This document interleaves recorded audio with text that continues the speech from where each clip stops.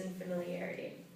Estradome would frequently run around the house as a, quote, spy of domestic fornications, end quote, or he, quote, looked at the lady's translucent breast when he filled her morning basin, end quote, or he, quote, told silly tales, end quote. These pastimes of his gave the reader an impression of a more jovial childhood, unlike the somber tales most people hear of enslaved children growing up on a plantation. These stories and experiences only work to highlight the dichotomy between Estradome and the rest of the slave population. Although Chamizo does spend time describing the horrors of slavery, including the demise of Estradome's own grandfather, none of these experiences seem to have left Estradome with an unwavering fear of progression or self-denial. Because of his lack of a relationship with the rest of his community, Estradome was allowed to feel a sense of wonder about his future. Because he was separated from the brutality of slavery, Estradome did not feel a sense of hopelessness with regard to his future, which led to his dreams of city, which in turn influenced his daughter's ideas of Texaco.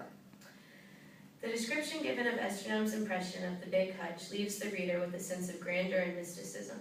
Chamizo intentionally uses sensual language to describe the passionate, sentimental bond Estradome has with it.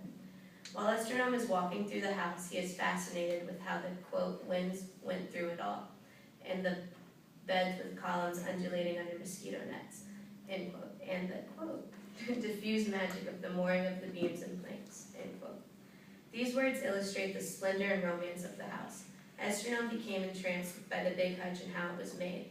Quote, he wondered what kind of strength could have erected this, combined these scents, domesticated these winds, these balmy shadows, and these lights, end quote.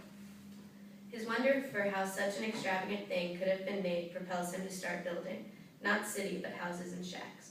His love for building, the strength and composure of it, fueled his drive for wanting to conquer city and impress Marie Sophie to start her own path of finding Texaco.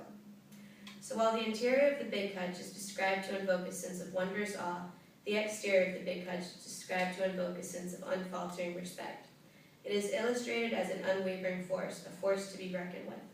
Everything on the plantation existed only as a means to, quote, feed its magnificent heirs of power, end quote.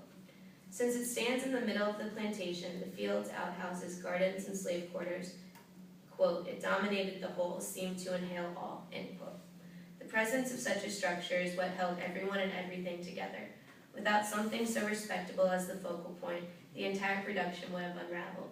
It is the presence of something greater than oneself, something that is not easily conquered, that allows the people of the plantation, beat gays and slaves alike, to work and produce together. This